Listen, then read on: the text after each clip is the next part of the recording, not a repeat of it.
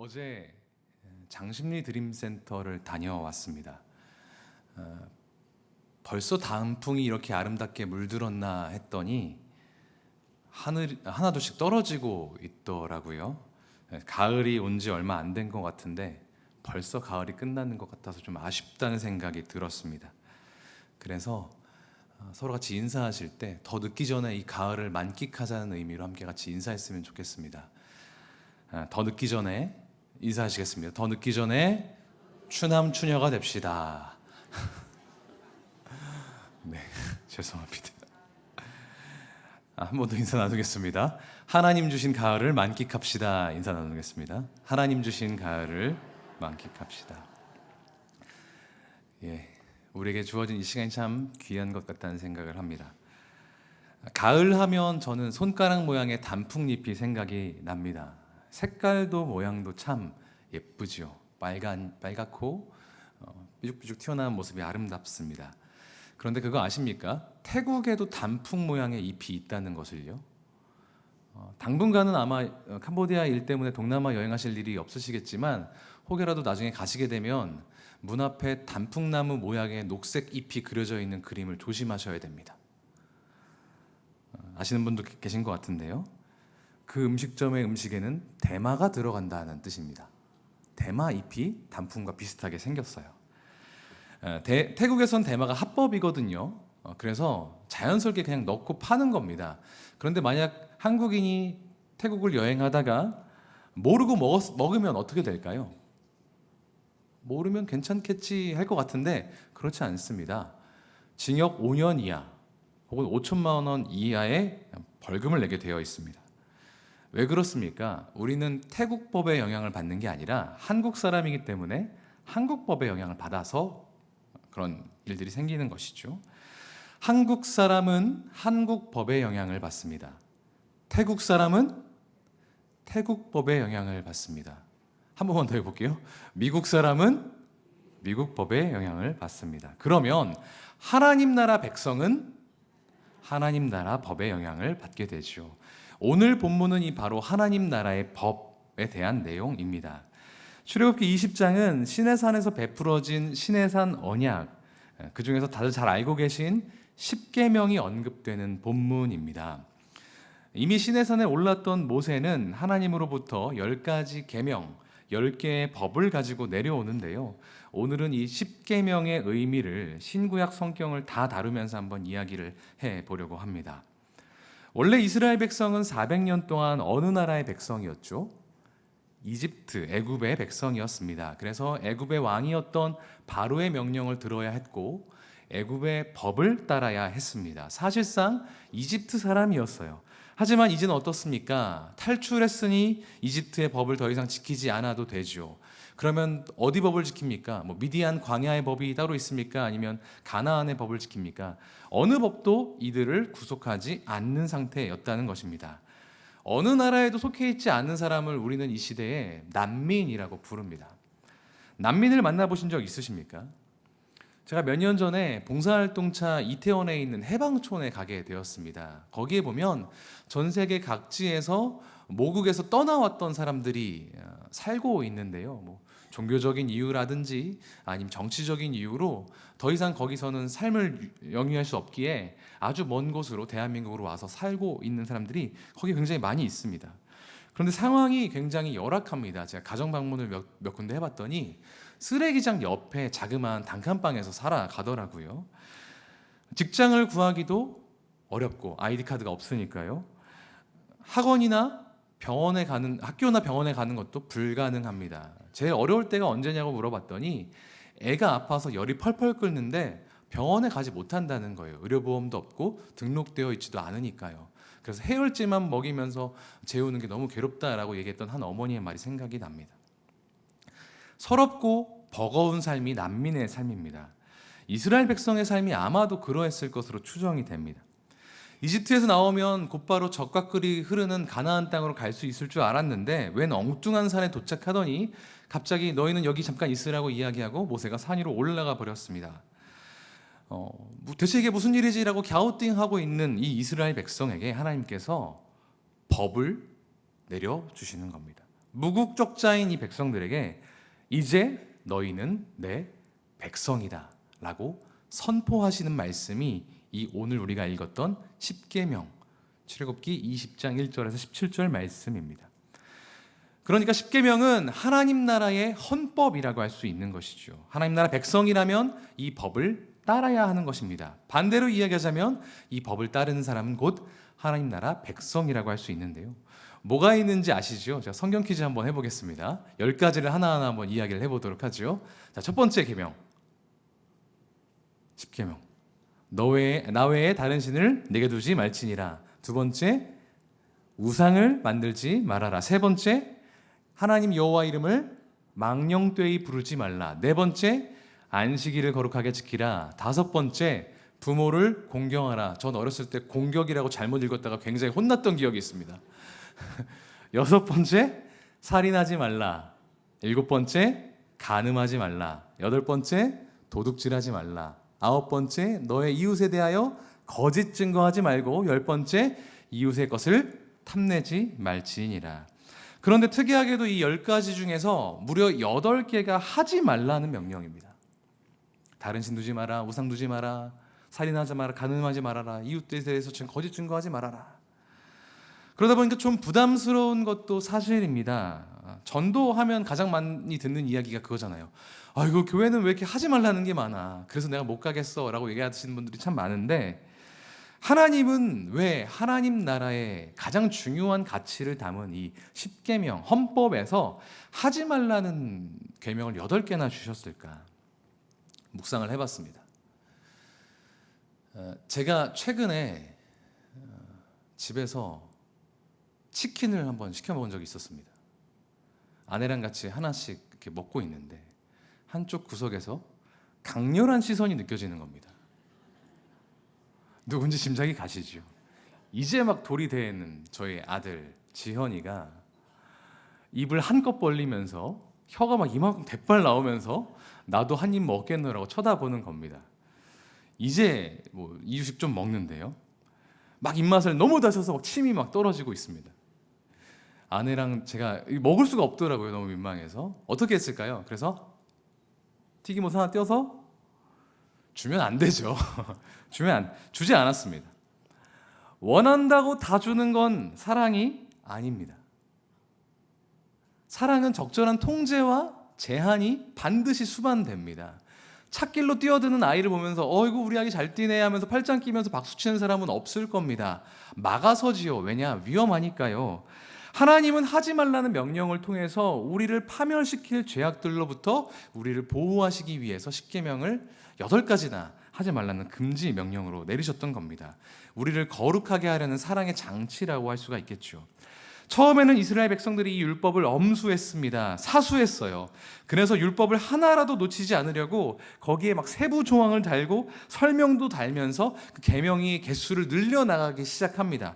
안식일을 거룩하게 지키려고 하는 것이 4계명인데 그럼 안식일은 대체 언제부터 언제까지인지를 규정해야 될 거 아닙니까? 또 거룩하게 지킨다는 것은 또 뭔지 또 설정해놔야 될 거 아닙니까? 그래서 이 10가지 계명을 더욱더 잘 지키려고 만들어 놓은 세부 규칙이 점점 늘어나다 보니 613가지가 되었습니다. 그래서 오늘 설교 제목이 처음에는 10, 그 다음엔 613인 것입니다. 처음에는 하나님 뜻에 잘 순종하고 싶어서 10계명을 잘 따져본 거였는데 어느 순간은 그게 족쇄가 되어서 나도 정죄하고 다른 사람도 정죄하는 무거운 짐이 돼버린 겁니다. 여기에 특히 집착했던 사람들이 예수님 시대의 바리새인들이었습니다. 그 사람들은 하나님의 뜻을 잘 지키기 위해서 율법을 준수한 것이 아니라 잘 지키지 못하는 다른 사람들을 정죄할 요량으로 율법을 지켰습니다. 쟤는 저거 못 지키지만 나는 달라. 잘 지키니까 내가 얼마나 대단한 사람이야. 또 심지어는 저 사람을 비난하려고 내가 더 율법을 지키려는 의도까지 보이고 있었습니다. 뭔가 상당히 잘못됐죠. 이런 상황에서 예수님께서 등장하십니다. 누가복음 10장에 보니까 얼마 전 주일 설교 말씀이었는데요, 한 율법교사가 일어나서 예수께 여쭤봅니다. 선생님, 내가 무엇을 하여야 영생을 얻을 수 있겠습니까? 이 대답에 예수님이 반문하셨죠. 성경에는 뭐라고 기록되어 있고 너는 그걸 어떻게 해석하니? 라고 반문하십니다. 그러자 이 율법교사가 대답합니다. 두 가지인데 너의 마음과 뜻과 정성을 다하여 너의 하나님 여호와를 사랑하고 너의 이웃을 내 몸과 같이 사랑하라 하였나이다 라고 간략하게 요약합니다. 신명기와 레위기 말씀을 인용을 한 거예요. 옳은 답이었을까요? 틀린 답이었을까요? 예수께서는 너의 말이 옳도다라고 하면서 그 율법교사가 구약 성경의 내용을 두 가지로 잘 요약했음을 칭찬하셨습니다. 오늘 본문에서 하나님께서 이스라엘 백성에게 주신 계명은 10가지였지만 사람들은 자신들의 욕망으로 613가지로 늘려놓았고 성경을 바로 읽은 율법학자는 그것을 두 가지 명령으로 압축했다는 것입니다. 그게 뭐라고요? 하나님 사랑, 이웃 사랑.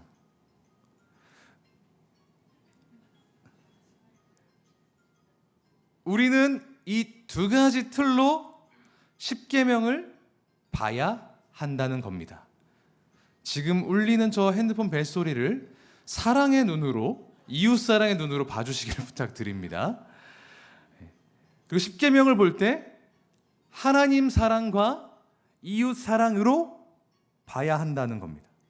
그래서 1계명부터 4계명까지는 하나님 사랑, 5계명부터 10계명까지는 이웃 사랑으로 이해한다는 거죠. 그런데 한번 생각해 보십시오. 한번 잘 생각해 보세요. 처음 10계명이 이스라엘 백성에게 주어진 이 출애굽기 이후로 또 예수님과 율법교사가 그것을 두 가지로 축약하는 누가복음 이전까지, 그 출애굽기 이후부터 누가복음 이전까지 얼마나 많은 이스라엘 사람들이 이 율법들을 준수하려고 노력했겠습니까? 그렇죠? 얼마나 노력했냐면 신명기 6장에 보니까 율법을 손목에다 메어서 기호로 삼고 이마에 붙여서 표로 삼으라고, 설주와 지붕에 붙이면서 그 말씀을 늘 기억하라고 대대손손 가르치라고 하나님께서 말씀하셨습니다. 그런데 그 모든 것은 전부 실패했단 말입니다. 왜 실패했습니까? 이스라엘 백성은 그 율법이 왜 주어졌는지 알지 못했기 때문입니다. 아니, 알려고 하지 않았기 때문입니다. 하나님은 이스라엘 백성이 율법을 통해서 하나님 당신을 사랑하기를 원하셨고 당신의 백성인 이웃을 사랑하기를 원하셨는데 다수의 이스라엘 백성들은 그 하나님의 뜻은 외면한 채 율법을 지키려고 했으니까, 율법 거꾸로 하면 법률이잖아요. 법 지키듯이 열심히 지켰다는 겁니다. 하나님을 사랑한다는 표현으로 그 연장선상으로 안식일을 지켜야 하는데 하나님이 안식일에 그냥 일하지 말라고 하니까 아유 하지 말아야겠다. 너도 하지 마. 다른 사람도 하지 마. 꼼짝 못하게 만들어버리는 율법주의자가 되어버렸다는 겁니다. 전 이스라엘의 바리새인화가 벌어진 것이죠. 제가 이 율법 얘기만 나오면 저 군대에 있을 때 일화가 생각이 납니다. 몇 번 제가 이야기해서 아시는 분도 있을 텐데 한번 들어봐 주세요. 저는 15사단 신병교육대에서 조교로 근무했습니다. 아직도 놀라시는 분이 있으시군요. 놀랍지만 사실입니다. 화천군 상서면 봉오리에 신병교육대가 있습니다. 이 부대 안에는 지금은 제가 없어진 걸로 아는데 부대 한가운데 야트만 둔덕이 있습니다. 언덕까지는 아니고 길을 가로막는 둔덕 정도가 있어요. 그 과속 방지턱보다 조금 더 높은. 그런데 이 부대 안에는 규칙이 있습니다. 이 둔덕을 지나갈 때는 무조건 걸어서 지나가야 된다. 뛰면 안 된다. 근데 이게 얼마나 비합리적인 것이었냐면 군인들은 아침마다 뭘 하죠? 도수체조하고 구보를 합니다. 뛴걸음을 해서 부대를 한 바퀴 돌아요. 그러면 한 200~300명이 막 뛰면서 그 둔덕만 보이면 갑자기 걷는 겁니다. 그러다가 다 둔덕을 넘어가면 다시 뛰어가 하면서 뛰는. 그러니까 병사들 입장에선 답답하죠. 빨리 한 5분 만에 뛰고 들어가야 되는데 그것 때문에 10분, 20분씩 걸리니까요. 그래서 제가 궁금해서 그 부대에 있는 간부님 한 분에게 여쭤봤습니다. 이거 왜 다 걸어야 되는 겁니까? 라고 물어보니까 그분도 이유를 모르시더라고요. 그냥 예전에 지휘관 한 분이 그냥 거기선 걸어 뭐 이렇게 얘기하셨다는 거예요.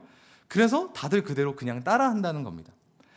한참 뒤에야 저 전역할 때쯤 그 부대에서 오래도록 근무하신 주임 원사님을 뵙고 이야기 나눌 때가 있었는데, 그때 이유를 알 수가 있었습니다.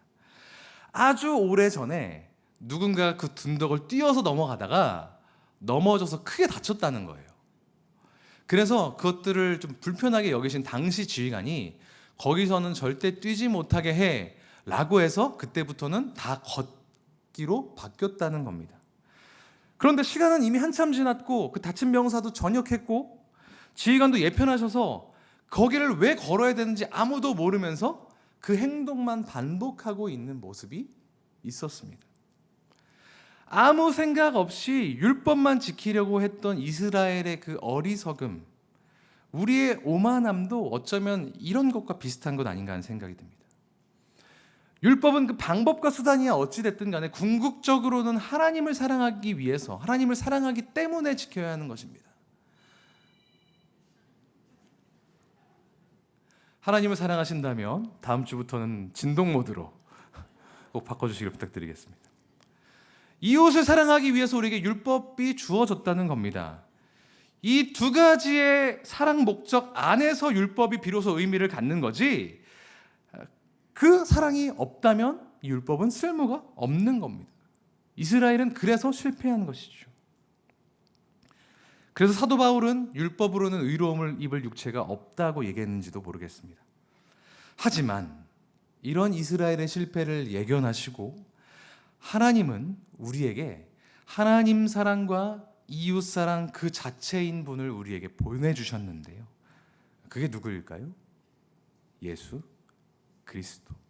율법의 완성이시며 동시에 율법의 마침이 되신 예수님께서 자기를 비워 죽기까지 순종하심으로써 하나님에 대한 사랑을 드러내셨고요.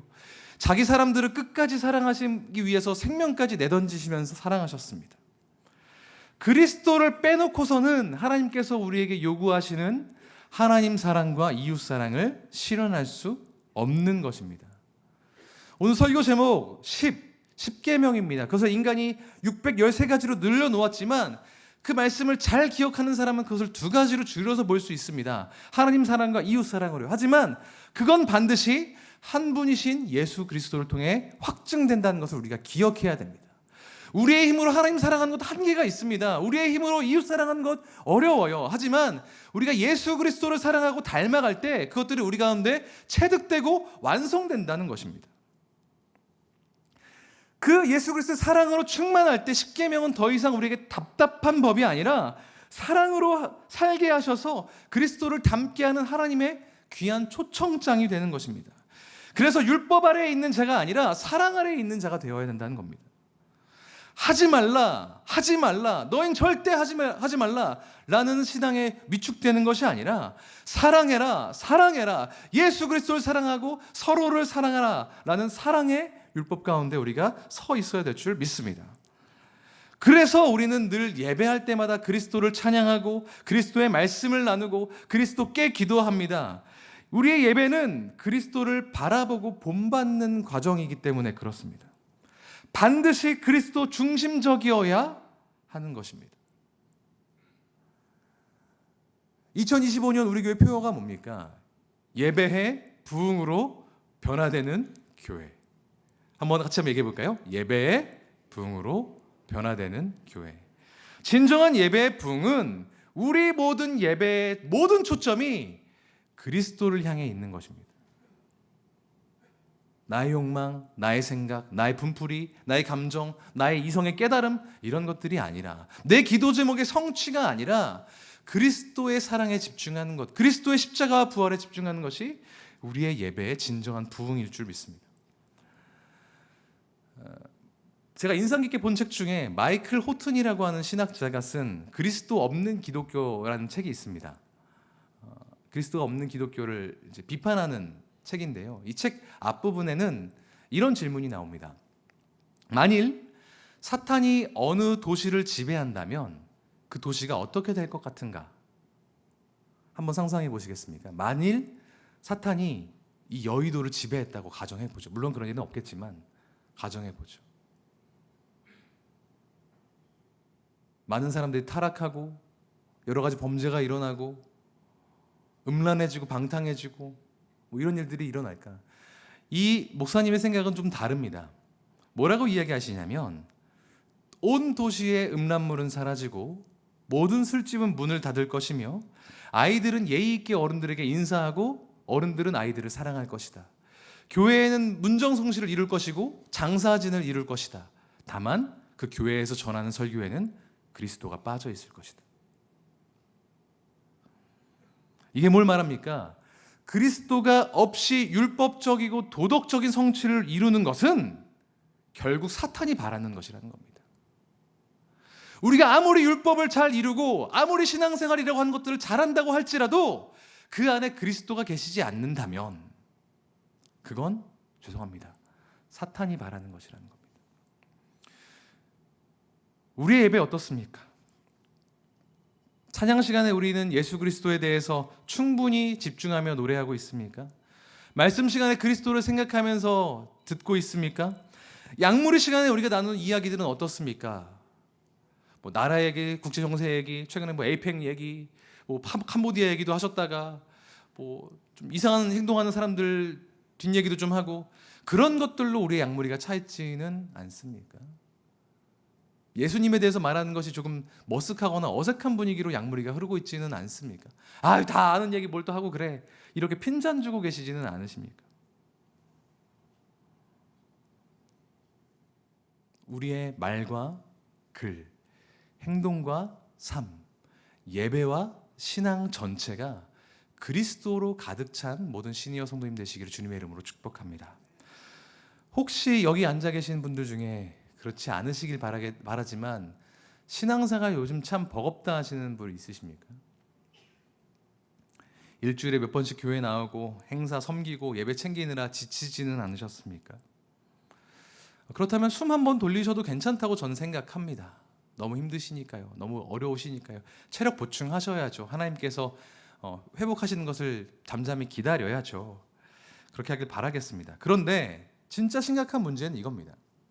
그 와중에 내가 열심히 신앙생활하는 그 와중에 남들을 보면서 아유 저 권사는 왜 저래? 저 집사는 왜 저래? 하면서 내가 하나님 앞에서 하고 있는 모든 행동들을 다른 사람을 비난하기 위한 수단으로 사용하고 계시지는 않습니다. 나는 이렇게 나와서 하고 있는데 저 사람은 왜 저것도 안 해? 만일 그렇게 하고 계신 때가 혹시라도 있다면 그때입니다.